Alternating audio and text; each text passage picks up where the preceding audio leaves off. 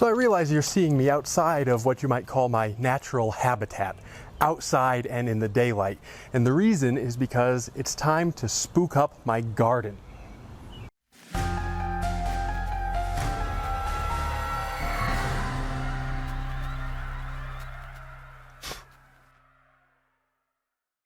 So this is my garden as it is now. I've got some great vegetables growing, but as you can see, nothing particularly spooky. I do have these Tiki torches that are a bit run down. Clearly they've seen better days, so I need to do some work on those. But really the scariest thing about this garden right now is the weeds that seem to have popped up overnight. So I've got some projects lined up to turn this into a Phobophile garden. For the Tiki torches, I found these skulls, which are pretty good. They don't look too bad, but they do need a little bit of work to make them good enough. The first thing I need to do is, you can clearly see lines where these were molded. I'm going to take my Dremel and just sand all of that as smooth as I can. It doesn't need to be perfect. These are skulls, so a little bit of damage is appropriate, but I don't want to see that clear line across all of them. To make all of this cleaning work easier, I am going to take the jaws off of all of the skulls. And now I'll just use my Dremel and clean this up just a little bit.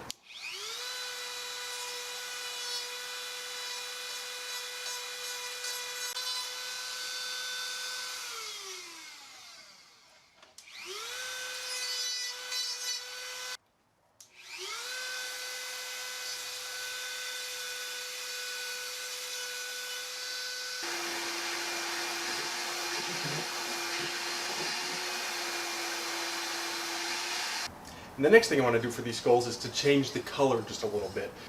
So I'm going to use some of this red oak color wood stain that I happen to have lying around, and that should add just a little bit of color, some life or some undeath, let's say, to these skulls. So I want to really get it in there to all the nooks and crannies.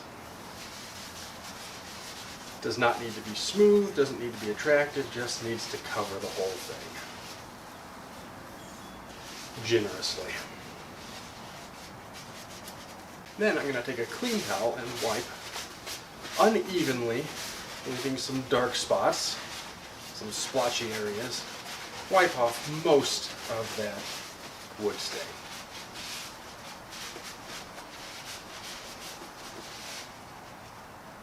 About like so, and leave it there to dry.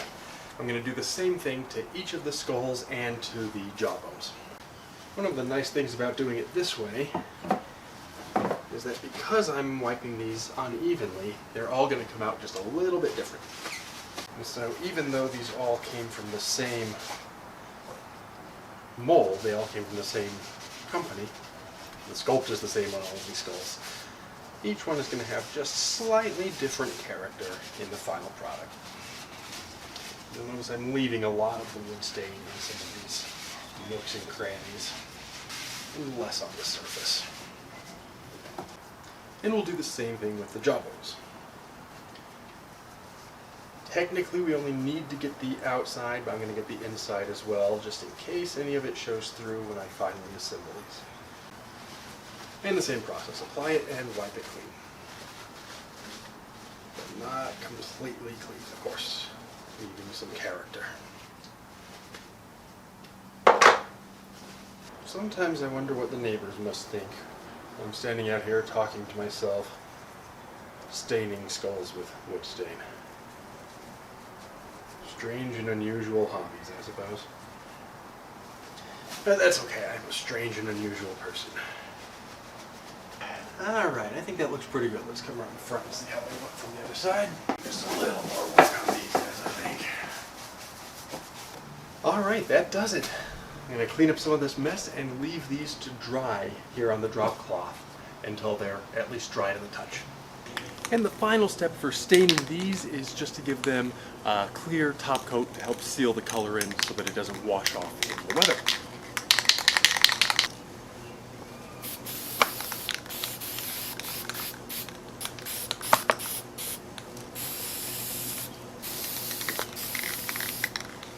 And the good news about this stuff is it will dry very quickly, to the touch at least, so that I'll be able to flip these over and do a quick coat on the bottom sides as well in just a few minutes. And that's done. Now we just wait for these to dry, pack them away, and I'll come out maybe tomorrow or the next day and finish up the project. And now for the fun part, to actually assemble these, I need to run this tiki torch through this skull, which means I need to cut a hole through the skull. I have a set of different size hole saws, so I just need to figure out which one will be slightly smaller than I need, and then I'll be able to fine tune the hole with my Dremel. I think this one should do. Let's give it a try. Alright, I've secured the skull into a vise, and I'm going to work on drilling a hole through it.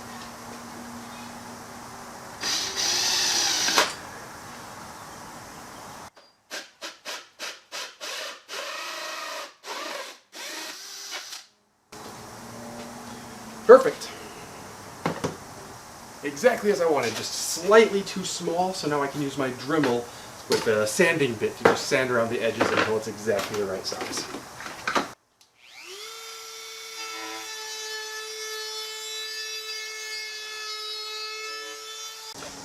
Now that that's done, I need to do the same thing on the bottom side.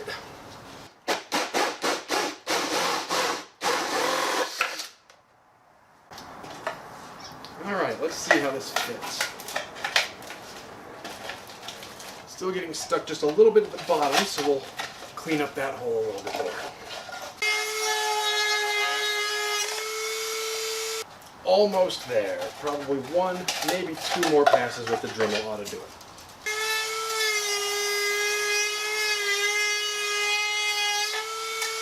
it. And there it is. That should do nicely.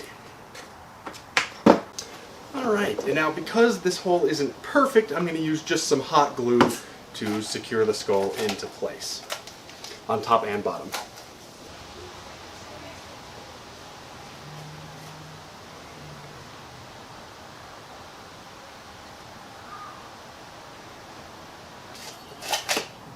And so with the canister in place, it will look largely like that. I also have to attach the jaw, but I'm going to make the rest of these first. Okay, all four of those are done and the hot glue is set up, so I can move on to the next step. By the way, if you hear voices in the background, that's the neighbors outside of my garage. Never mind that. I've changed out the sanding drum for a cut-off disc. I need to cut off these tabs of the jaws because they're not going to fit anymore. Then I'll be able to glue those in place on the skulls.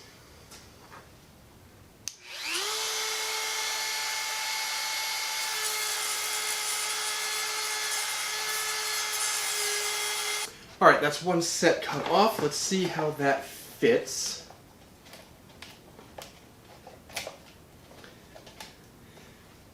Not too bad. A little bit of hot glue will fix that in place and we'll be good to go. The trick is to make sure to get some hot glue in all of the places where it actually connects with the tiki torch, because there are a lot of gaps. Another glue stick. Always adding glue sticks. Clean off some of the stringies. That should be good for now. I'll clean up more of those stringies after they're a little bit more set up. And now we just wait a few more minutes for all of those to finish setting up. Alright, those have set up nicely, so we are just about done. When I saw the Wicked makers do this, they wrapped their tiki torches with some extra twine and held it in place with hot glue as well. Originally, I thought I might do that. I think I don't need to. I kind of like the half-rotted look of these tiki torches.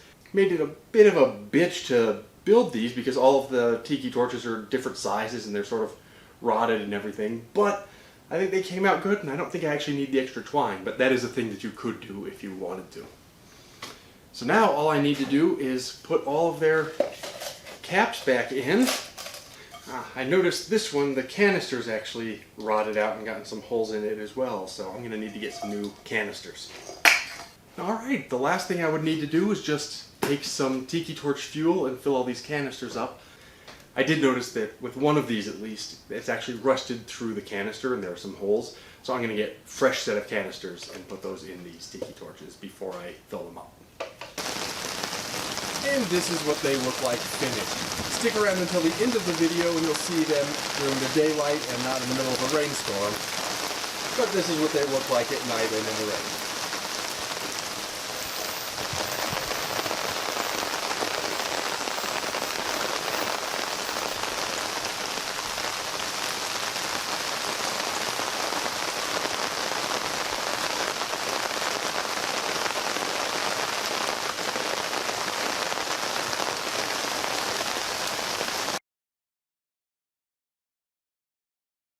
I don't know what the hell I was thinking in this weather outside, working in the heat. It's threatening to rain, which actually makes the weather more tolerable, but now I have to worry about the rain.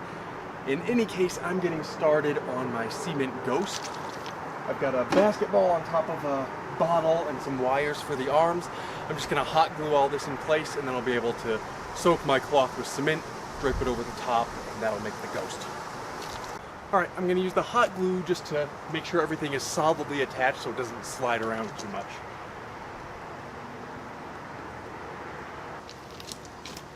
Make sure these wires stay put. And of course, I want to make sure the ball itself stays put. This ball will be the head of the ghost. And of course, these wires will be the arms. But it'll all be covered with a sheet. This is the cement sheet ghost. And that should do. I'll let this dry for a little bit. I'm going to mix up some cement. I'm going to make a cement slurry using this Portland cement. I want it to be about the thickness of brownie batter. And then I'm going to soak the cloth with that. I'm using terry cloth so it'll soak into the fibers reasonably well. Once that's done, I'll drape it over this form. Damn mosquitoes. I'll drape it over that form. And then after I drape it over the form, it should get solid after a couple of hours.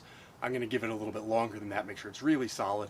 And if necessary, I'll reinforce it on the inside after it's all dry and solid.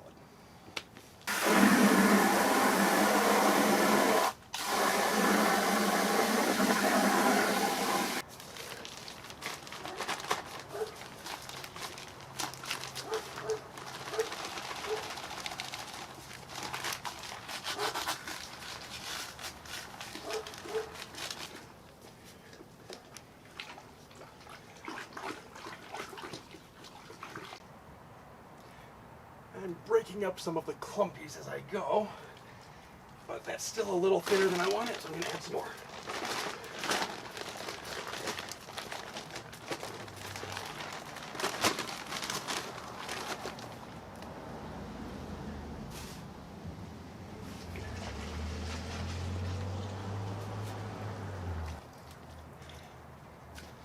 And then we just add our cloth. Make sure you fold and unfold so it gets in all of the little crevices and folds.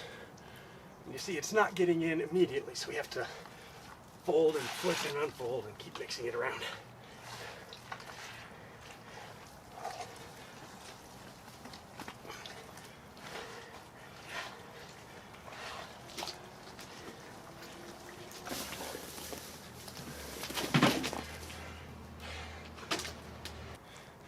Alright, his arms didn't hold up quite as much as I was hoping, but reasonably good. When it's all painted, you'll still be able to tell it's a ghost. So now we just wait for it to dry. Now that it's dry, I still see there are some weak points around here, around the sleeve. So I'm just going to use this expanding spray foam to just reinforce some of the weaker parts.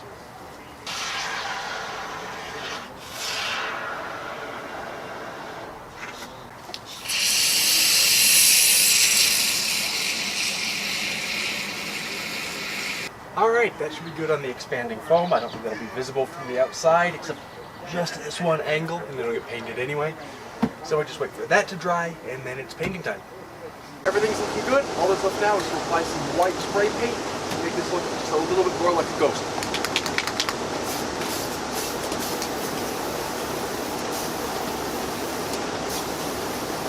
And there he is, finished and ready to go, ready to haunt my garden. While I was off camera, all I did was to paint the eyes in black using an outdoor safe black acrylic paint. And then I just carried him over from where I was building him over here to the garden, which was not the easiest thing. This guy weighs a figurative ton, but he's in place, he's happily haunting the garden. So we're ready to go. And for the next project, I'm going to make bat-shaped signs to label all of the vegetables in the garden. I have cutouts of bat shapes that I printed off of the internet. I just need to cut those out of wood. And as it happens, I have a bunch of old scraps of plywood lying around that'll be perfect for those signs. I don't want to try to maneuver something this long over my table saw, so I'm going to use my circular saw first, and then I'll use the table saw for the more precise cuts. I'm not sure if this shows up on camera or not, but this is actually a laser-guided circular saw, which is great if you need more precision. I don't really need that here because I'll do the more precise cuts using the table saw, but it's still nice to have.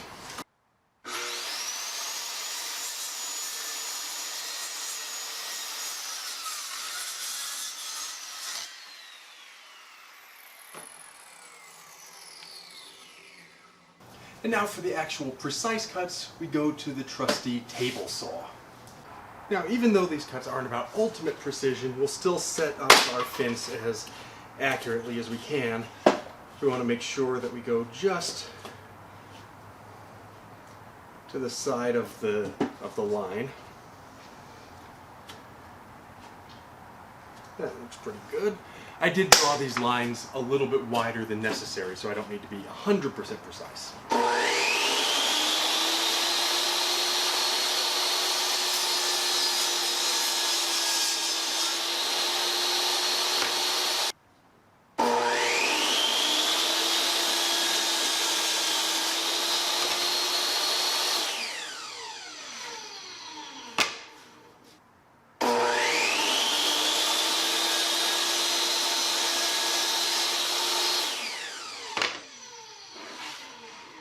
Okay, for the next step I need to affix these patterns or these templates to the boards, so I'm going to use some spray adhesive and just stick those down.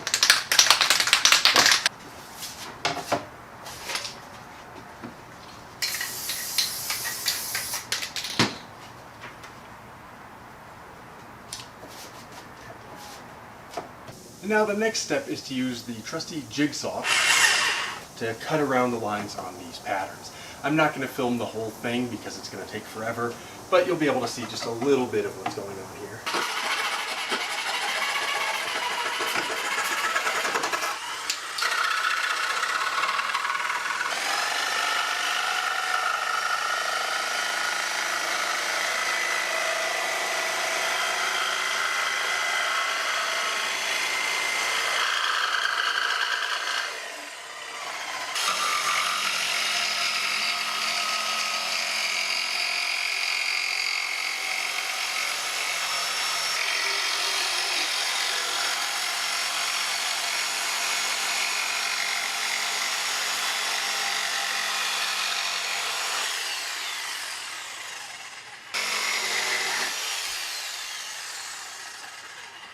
Now we actually need to make the stakes themselves, so I have a couple of long 1x2 boards, very rough boards, they don't need to be great. I'm just going to cut these into approximately 16-inch lengths on the miter saw.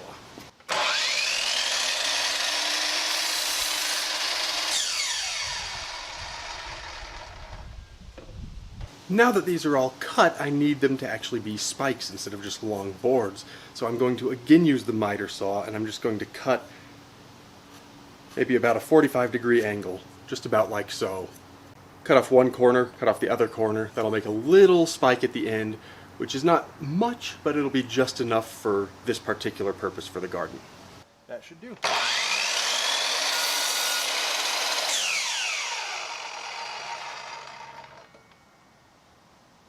Make sure the little bit's out of the way, then all we do is flip it over and do the same thing to the other side.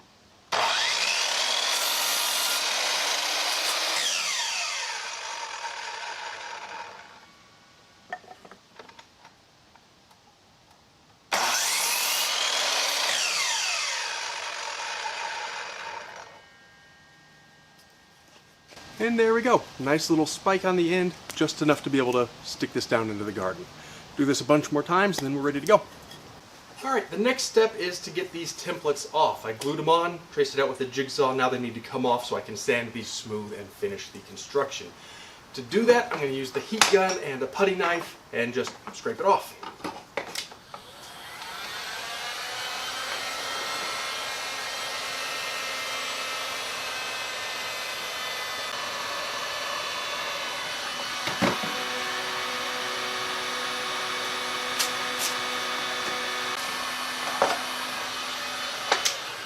Just like that. Finish the rest of them the same way, and we'll come back and see the next step.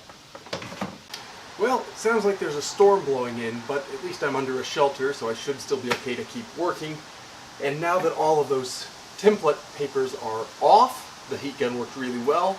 Now that all of those are off, it's time for the bane of every woodworker's existence, sanding. You've got to sand all of these smooth.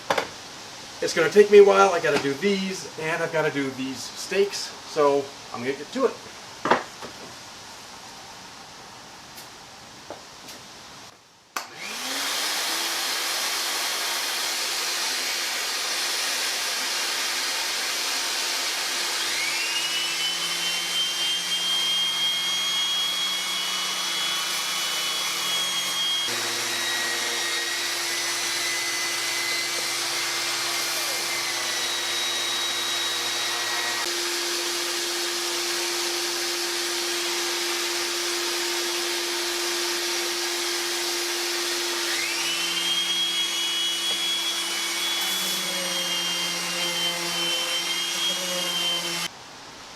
Alright, that's one sign's worth done, the bat and the stake. Now I just got to do all the rest, so I'll be back later after that's finished. Well, all the sanding is done, and I'm racing the sunset now. It is almost our favorite time of day, the nighttime. But I think I have just enough time to work on my glue up. That may not be the best of advice. Usually you want to take some time to really plan your glue up, because once you start pouring the glue, the clock is running. But I think this is a simple enough job. I should be able to get these all glued.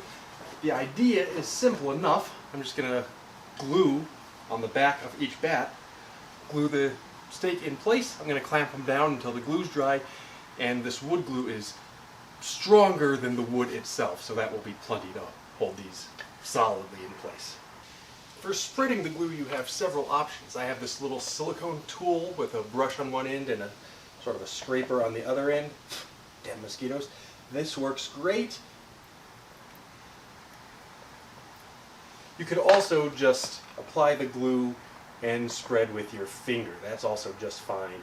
It's perfectly safe to use on your finger. Once it dries, it'll just peel right off. And that can actually be kind of fun too. When it peels off, it just feels like maybe a zombie with peeling skin, or a shapeshifter shedding a skin to assume a new shape. So that's fun. Alright, that looks pretty good. We'll do the same thing with all of them. And on each one I'm carefully choosing which side of the bat is best to be the front, so the slightly weaker side will be the back on each one. I should also point out I'm using Tight Bond wood glue in my little glue bottle. It'll dry enough that we can take the clamps off in half an hour or so. It'll be fully cured within, say, a day or so. So half an hour we'll be able to work with these again, but I'm going to leave them and we'll paint after it's fully cured. Alright, they're all glued, they're all clamped up, they're all ready to go. I just need to wait a little while for all of this glue to dry. In half an hour or so I'll be able to take the clamps off. And then after a day or so, once they're fully cured, I'll be able to paint them, which will be our final step. And now it's time to paint all of these. I'll do one side, wait for it to dry, flip them over to the other side. Forgive the sound of my air conditioner, but there's no way in hell I'm turning that off in 90+ degree weather, so we're just going to have to live with some background noise. But the good news is these are almost ready. We just need a little bit of paint.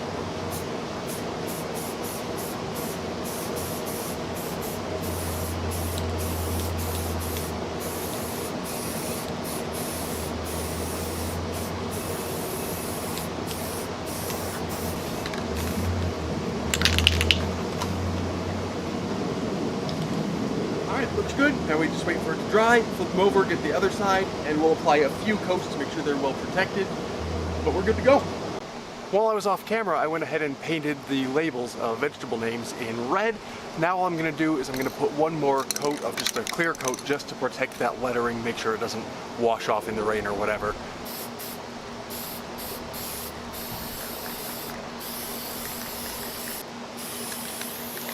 And that should do it. These are finished. As soon as they're dry, they're ready to go right into the ground.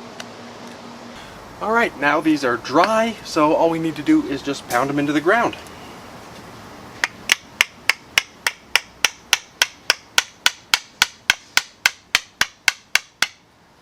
Like so. I do that with the rest of them and then we're good to go.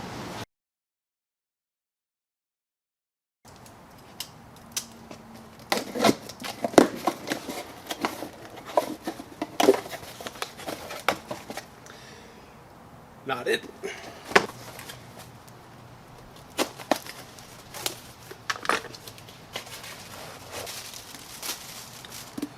That's not it, although I have been looking forward to this.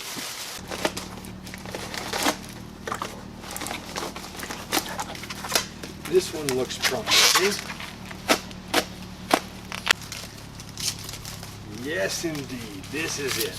This is it. The last item I need for my garden project are these little monster eye stalks that are going to go into the garden. I got these from Etsy from a shop called Pond Scum Ceramics.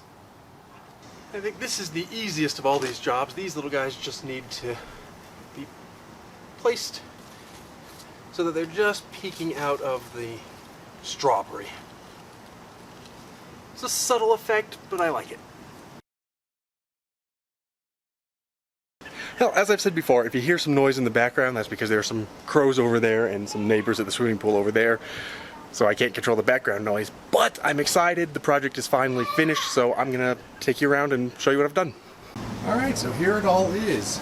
There's the 4 skull tiki torches all in a line. And each plant, as you can see, is labeled with its bat sign. There's the squash there, parsley, 2 kinds of peppers, habaneros and jalapenos, carrots over there, tomato there. Around here we have the strawberry with the little alien eye stalks peeking out from there. Here, no spooky garden would be complete without pumpkin. I'm not sure if I'm going to get a good harvest because I've never tried pumpkin before, but as a spooky person I had to try, so there's that attempt. Right next to our ghost happily haunting the garden, and some peas just at the end of their season there. So I am pleased with the way this all came out. So there it is. That's how you make some spooky garden decorations. That's all I've got for now. I'll be back soon with more book and film recommendations, and I'll be back a little bit later with more of these horrific DIY projects. So make sure you subscribe to the channel so you don't miss anything. Make sure you ring that notification bell. And so until next time, take care, and as my ghost friend might say, stay scared.